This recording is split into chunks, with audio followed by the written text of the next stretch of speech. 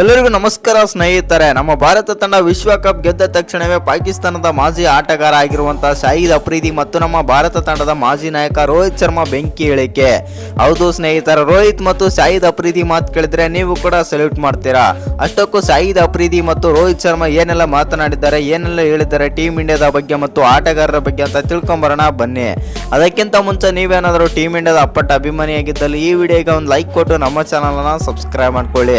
ಹಾಗೆ bell icon ಅನ್ನು all ಇಟ್ಕೊಳ್ಳೋದು ಮರಿಬೇಡಿ. ಹೌದು ಸ್ನೇಹಿತರೆ, ಈ ಬಾರಿಯ ವಿಶ್ವಕಪ್ ಗೆದ್ದ ತಕ್ಷಣವೇ ನಮ್ಮ ಭಾರತ ತಂಡ ಬಂದ್ಬಿಟ್ಟು ಇದೀಗ ವರ್ಲ್ಡ್ ಚಾಂಪಿಯನ್ ಅಲ್ಲಿ ಬಂದ್ಬಿಟ್ಟು 3 ಬಾರಿ ವಿಶ್ವಕಪ್ ಗೆದ್ದಂತ ಮೊದಲನೇ ತಂಡ ಆಗಿದೆ ಅಂತಾನೆ ಹೇಳ್ಬೋದು.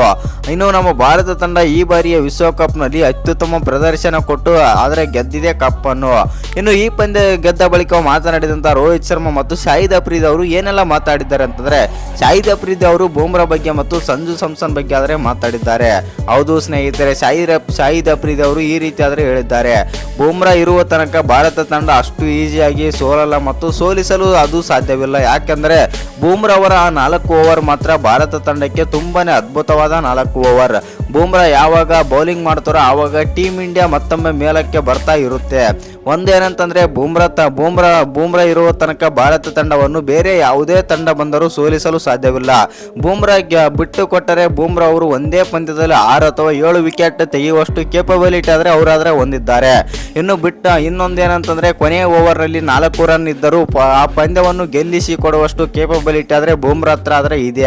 ಆ ಕಾರಣದಿಂದಾಗಿ ಭಾರತ ತಂಡವನ್ನು ಅಷ್ಟು ಈಸಿಯಾಗಿ ಯಾವುದೇ ತಂಡ ಸೋಲಿಸಲು ಸಾಧ್ಯವಿಲ್ಲ. ಮತ್ತು T20 ಆಗಿರಲಿ ಮತ್ತು ಬೇರೆ ಯಾವುದೇ ಕ್ರಿಕೆಟ್ ಆಗಿರಲಿ, ODI ಆಗಿರಲಿ, ಟೆಸ್ಟ್ ಆಗಿರಲಿ, ಬೂಮ್ರಾ ಇರುವ ತನಕ ಭಾರತ ತಂಡ ಅಷ್ಟು ಸುಲಭವಾಗಿ ಸೋಲಲ್ಲ. ಮತ್ತು ಈ ವಿಶ್ವಕಪ್ ಗೆದ್ದಿದೆ ಅಂತಂದ್ರೆ ಅದಕ್ಕೆ ಪ್ರಮುಖ ಕಾರಣನೇ ಬೂಮ್ರಾ ಅಂತಂದು ಶಾಹಿದ್ ಅಫ್ರಿದಿ ಅವರು ಹೆಮ್ಮೆಯ ಹೇಳಿಕೆ ಆದ್ರೆ ಕೊಟ್ಟಿದ್ದಾರೆ.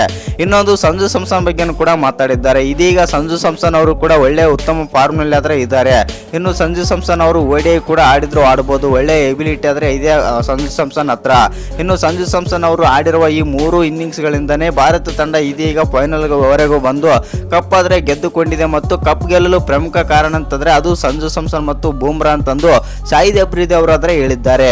ಆನಂತರ ರೋಹಿತ್ ಶರ್ಮಾನು ಕೂಡ ಬೆಂಕಿ ಹೇಳಿಕೆ ಆದ್ರೆ ಕೊಟ್ಟಿದ್ದಾರೆ. ಅಷ್ಟಕ್ಕೂ ರೋಹಿತ್ ಶರ್ಮಾ ಏನೆಲ್ಲ ಮಾತಾಡಿದ್ದಾರೆ ಅಂತಂದ್ರೆ, ರೋಹಿತ್ ಶರ್ಮಾ ಈ ರೀತಿ ಆದ್ರೆ ಹೇಳಿದ್ದಾರೆ, ಹೌದು ನನಗೆ ತುಂಬಾನೇ ಖುಷಿಯಾಗಿದೆ ಮತ್ತು ನನ್ನ ಭಾರತ ತಂಡ ಮತ್ತೊಮ್ಮೆ ಆದ್ರೆ ಟ್ರೋಫಿ ಗೆದ್ದುಕೊಂಡಿದೆ.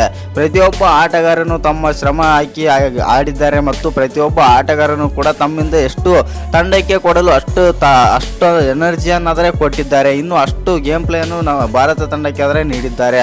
ಒಟ್ಟಿನಲ್ಲಿ ಹೇಳಬೇಕಂತಂದ್ರೆ ಭಾರತ ತಂಡ ಇವತ್ತಿನ ದಿನ ಗೆದ್ದಿದೆ ಅಂತಂದ್ರೆ ಎಲ್ಲ ಆಟಗಾರರ ಶ್ರಮದಿಂದ ಮತ್ತೊಮ್ಮೆ ಟ್ರೋಫಿ ಆದ್ರೆ ಗೆದ್ದಿದೆ. ಹೌದು, ಪ್ರತಿಯೊಬ್ಬ ಆಟಗಾರನು ಕೂಡ ಒಳ್ಳೆ ಉತ್ತಮ ಆಟವನ್ನ ಆಡಿದ್ದಾನೆ. ಈ ವರ್ಷದ ಕ್ರಿಕೆಟ್ ನ ವಿಶ್ವಕಪ್ ನಲ್ಲಿ ಬಂದುಬಿಟ್ಟು ಪ್ರತಿಯೊಬ್ಬ ಆಟಗಾರನು ಕೂಡ ಒಳ್ಳೆಯ ಪ್ರದರ್ಶನವೇ ಕೊಟ್ಟಿದ್ದಾರೆ, ಇಲ್ಲ ಅಂತ ನಾನು ಹೇಳುವುದಿಲ್ಲ. ಮತ್ತು ಏಕೆಂದರೆ ಒಬ್ಬರಿಬ್ಬರು ಆಡಿದರೆ ಈ ಇಂಥ ದೊಡ್ಡ ಟೂರ್ನಿಗಳಲ್ಲಿ ಕಪ್ಪು ಗೆಲ್ಲೋದು ಅಸಾಧ್ಯ. ಆ ಕಾರಣದಿಂದಾಗಿ ಪ್ರತಿಯೊಬ್ಬ ಆಟಗಾರನು ಆಡಿರೋ ಕಾರಣದಿಂದಾಗಿ ಇವತ್ತಿನ ದಿನ ಭಾರತ ತಂಡ 3ನೇ ವಿಶ್ವಕಪ್ ಆದ್ರೆ ಗೆದ್ದಿದೆ T20 ಅಲ್ಲಿ ಅಂತಂದು ರೋಹಿತ್ ಶರ್ಮಾ ಹೆಮ್ಮೆಯ ಹೇಳಿಕೆ ಆದ್ರೆ ಕೊಟ್ಟಿದ್ದಾರೆ. ಇನ್ನು ಈ ವಿಡಿಯೋ ಇಷ್ಟ ಆಗಿದ್ರೆ ಒಂದು ಲೈಕ್ ಮಾಡಿ, ಶೇರ್ ಮಾಡಿ. ಹಾಗೆ ಇನ್ನು ಯಾರು ಚಾನಲ್ಗೆ ಸಬ್ಸ್ಕ್ರೈಬ್ ಮಾಡ್ಕೊಂಡಿಲ್ಲ ಸಬ್ಸ್ಕ್ರೈಬ್ ಮಾಡ್ಕೊಂಡು ಬೆಲ್ ಐಕಾನ್ ಅನ್ನು ಆಲ್ ಇಟ್ಕೊಳ್ಳಿ. ಹಾಗೆ ಮರಿದ ವಿಡಿಯೋಗೆ ಒಂದು ಲೈಕ್ ಕೊಡೋದನ್ನ ಕೂಡ ಮರಿಬೇಡಿ.